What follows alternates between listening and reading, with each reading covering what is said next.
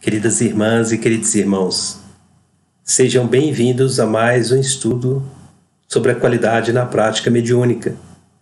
Hoje vamos falar sobre dúvidas, as dúvidas que o medianeiro tem com relação às comunicações que advêm dos espíritos. Muitas vezes o medianeiro fica na dúvida se é um animismo, se ele está interferindo ou não naquelas comunicações. Portanto, é muito importante que o médium ele aprofunde os estudos. No capítulo 19 do Livro dos Médiuns, vai falar sobre as comunicações que advêm dos espíritos. Então, seria de muita importância que todos os médiuns aprofundem o estudo neste capítulo. Importante também salientar quanto ao Evangelho, a leitura no capítulo 21 do Evangelho, onde vai falar sobre os falsos cristos, os falsos profetas, também traz um discernimento, como avaliar a aproximação daquele espírito que se aproxima para comunicações. Bem, mas mais do que tudo isso, fica sempre aquela dúvida do medianeiro, se ele está interferindo ou não nas comunicações. Basta que nós, de nós próprios, façamos uma análise quando nós queremos transmitir alguma mensagem. Na vida acadêmica, a gente tem bastante experiência com isso, com relação, por exemplo, aos alunos. Quando passamos ali algum conhecimento, nós percebemos a forma como aqueles alunos que são mais dedicados, como eles interpretam aquela mensagem, aquela comunicação, aquele ensinamento e como se dá aquele desenvolvimento. Aqueles outros que não têm essa preocupação, não têm essa dedicação de aprofundar os estudos, passam a ter mais dificuldades. E assim também, então, completando um pouco esse entendimento, para que nós possamos avaliar de nós mesmos, basta que nós solicitemos que duas pessoas passem um recado. Vamos supor que uma pessoa, ela mais dedicada com relação aos estudos, se esforça mais com relação a uma aquisição de intelecto, e uma outra que não se dedica a isso, não se preocupa. Daí nós já podemos saber o resultado, como cada qual delas vai interpretar a mensagem, como vai passar para frente. E assim também é o que ocorre da interferência do medianeiro quanto às mensagens que ele recebe da espiritualidade. Se é um medianeiro que ele aprofunda os conhecimentos, estudos, procura sempre leituras edificantes, ele vai ter uma capacidade, vamos dizer assim, de clichês mentais positivos e salutares com a base muito maior de conhecimentos que aquele que não se dedica. Então, a capacidade de absorção e da transmissão daquelas mensagens que o benfeitor espiritual passa será muito mais aprofundada.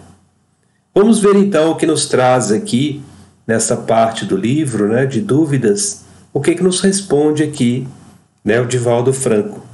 Vamos abrir aqui nosso material de apoio. Perfeito. Na questão 56, observam-se médiuns com permanentes dúvidas quanto à autenticidade das comunicações, mesmo quando estas ocorrem por intermédio. Como superá-las? Insistindo no exercício da educação mediúnica, sempre usamos uma imagem um tanto grotesca. Quando se vai ao dentista, a primeira frase que ele pronuncia é: abra a boca. Se nós dissermos, não vou abrir, nada poderá ser feito.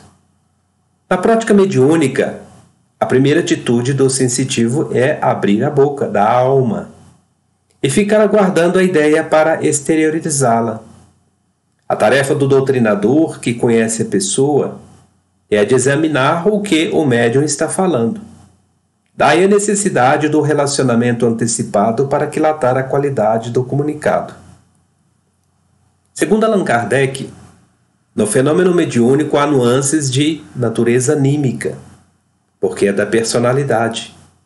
Se o espírito dá um recado, o médium transmite-o da forma como entendeu, por uma razão a considerar. O pensamento do comunicante possui uma linguagem universal. Portanto, a interpretação é feita pelo intermediário. O médium não é uma máquina gravadora. Se alguém no final dos trabalhos nos perguntar como foi a prática mediúnica de hoje, vamos contar conforme a entendemos. Vai ser autêntico porque retrata o espírito do trabalho de intercâmbio espiritual. Será também um fenômeno pessoal porque as ideias são revestidas com palavras do narrador. Ninguém pode esperar durante a prática mediúnica que se comunique um espírito falando grego ou turco imediatamente. Ele tem que usar o médium. Se o sensitivo não tem nenhuma encarnação na Grécia ou na Turquia, não poderá falar o idioma desses países, simplesmente porque não possui matrizes sedimentadas no seu perispírito para que se dê o fenômeno de xenoglosia. Um exemplo: sou um indivíduo analfabeto e digo a duas pessoas: dê esse recado a Beltrano, uma de média cultura e outra lúcida. Pergunta-se: quem dará melhor o recado? A que tiver melhor capacidade intelectual, é lógico. Assim é na questão da mediunidade. Os médiuns mais bem dotados possuem a capacidade maior de transmitir o pensamento das entidades comunicantes. É preciso também adicionar-se aí o fator filtragem, que é fruto de um trabalho de educação mediúnica a longo curso, no qual se inclui a sintonia e o exercício. E assim, nós finalizamos então a parte de hoje e quero desejar a todos vocês muita luz, muita paz, tenham uma excelente jornada, fiquem na paz de Deus e de Jesus. Muito obrigado, um grande abraço.